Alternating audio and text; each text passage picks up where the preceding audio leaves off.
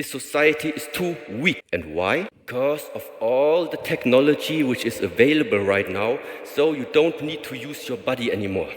I always think about in the Stone Ages. Do you think somebody in the Stone Ages had depression?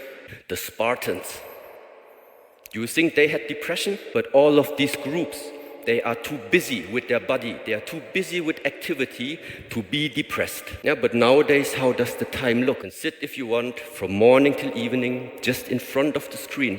Sekarang di era digital lebih depresi dibanding zaman dulu, karena zaman dulu kita tuh lebih aktif secara fisik dan terlalu sibuk untuk physical aktivitas kita, dan kita nggak terlalu mikirin hal-hal yang negatif. Kita nggak mikirin ngerasa kesepian, dan ya pokoknya nggak terlalu hopeless aja sih gitu tentang hidup kita, karena kita aktif secara fisik. Dan menurut gua metode ini masih bisa diterapkan di zaman sekarang gitu loh, dimana zaman dulu kan sebelum di era digital ya pasti kita ngurusin sesuatu ya, entah itu dari segi fisik kita, dari segi pola pikir kita, dan ya pokoknya nggak ada teknologi sama sekali, nggak ada sosial media, nggak ada yang namanya FOMO, nggak ada yang namanya takut ketinggalan, nggak ada yang namanya kayak lu upload story sama orang lain, yang nggak ada namanya itu semua gitu. Dan waktu itu informasi masih terbatas gitu, lu nggak tahu apa yang orang lu lakuin, dan lu nggak dibombardir dengan informasi yang banyak gitu, lu nggak dibombardir dengan informasi negatif, lu nggak dibombardir dengan informasi yang menurut gua udah overload gitu, karena kan sosial media sekarang lu mau konsumsi informasi sekaligus itu kayak cuma 1 menit lu dapat gitu, tapi lu nggak bisa nginget semua informasi hal itu karena otak lu udah overload gitu. Dan overloadnya ini adalah dopamin, bukan overload knowledge. Coba ketika lu scrolling 5 TikTok tentang ya suatu informasi lah, gue jamin lu nggak bakal nginget semua hal itu gitu loh. Jadi lu butuh yang namanya konsumsi konten panjang. Oke, back to the topic. Jadi apa sih korelasi fisik dengan depresi? Oke, jadi ini konteksnya gue bahas dari ruang lingkup laki-laki.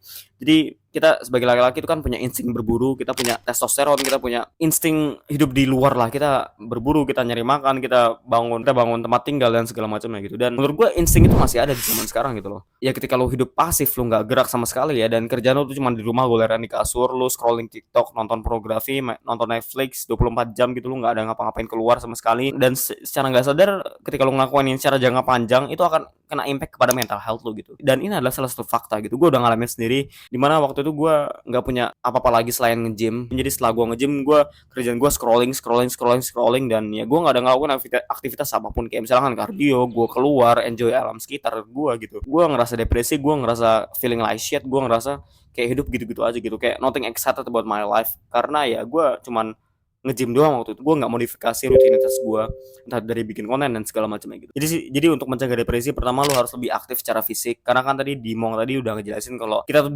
dulu di zaman dulu tuh kita terlalu sibuk buat latih fisik kita gitu. Ya kita zaman dulu kan waktu itu masih zaman peperangan, masih zaman pedang, dan ya pokoknya kita lebih aktif aja sih gitu. Dan dibandingin zaman sekarang, kita jadi lebih mageran, kita goleran di kasur 24 jam, kita males, kita kayak cuman pengen dopamin doang gitu loh. Kita cuman scrolling gini, lu barengin di sini terus ya udah, lu nggak ngapa-ngapain gitu, lu nggak punya purpose sama sekali. Oke, mungkin dari segi physically aktif itu nggak bakal cukup ya, karena gue waktu itu physical aktif, gue nge-gym, dan ya gue nggak punya purpose apalagi, gue nggak punya sesuatu hal yang harus gue kerjain. Jadi gue harus ngapain sih setelah gue aktif secara fisik? Kedua, bersosialisasi. Kita adalah makhluk sosial, jadi kalau lu cuman menang doang di rumah, lu diam doang di rumah, no life, mostly kebanyakan cuma nonton anime, ya pokoknya cuma di belakang layar doang hidup lu. Ya impactnya lu mungkin bakal kerasa kesepian, lu ngerasa kayak nggak ada yang mau sama lu, nggak punya teman dan segala macam. Dan loneliness ini bahkan lebih buruk dibandingin lu ngisep putung rokok gitu. Yes, gue pernah di posisi gue ngerasa kesepian, gue nggak punya teman sama sekali karena teman gue pengkhianat, they're fucking traitor. Kerjaan gue cuma di belakang layar, dan akhirnya gue depresi, mental health gue feeling like shit gitu. Gue feeling like shit every single day.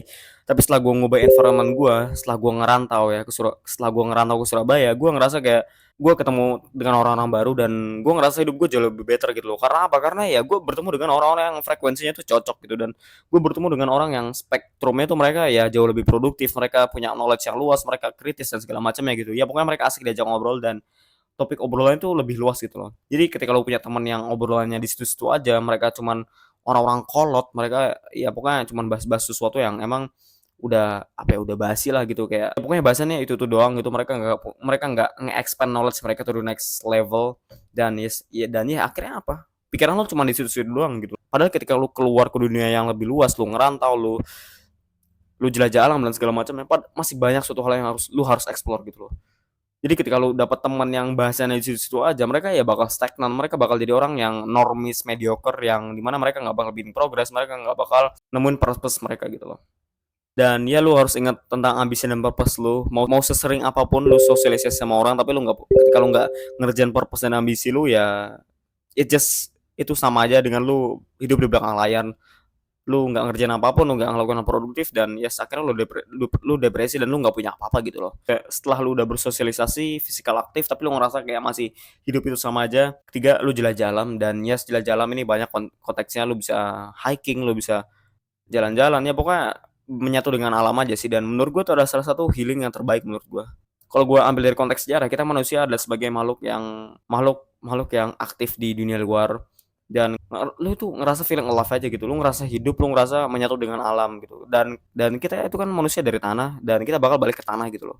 Dan kenapa kita nggak nyatu dengan alam aja, kita nge-explore alam sekitar kita enjoying sunrise, sunset, dan ya masih banyak yang lu harus enjoy gitu di alam sekitar, karena Tuhan sebegitu besarnya tentang ciptaannya gitu. Dan yes, dari situ lu belajar kalau dunia itu luas, kalau dunia itu nggak cuma sekedar di belakang layar nontonin orang having fun, nontonin TikTok, dan lu sadar masih banyak di luar sana yang lu harus explore. Keempat, limit your phone.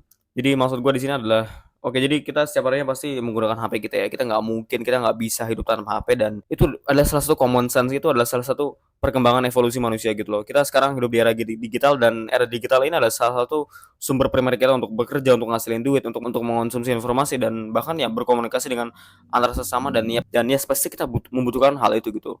Jadi dari sini lu bisa melimitasi sosial media lu. Ya, jadi konteks melimitasi sosial media lu adalah lu ngurangin konsumsi konten, ya Instagram story temen lu, konten reels, TikTok, ya pokoknya konten-konten pendek gitu loh.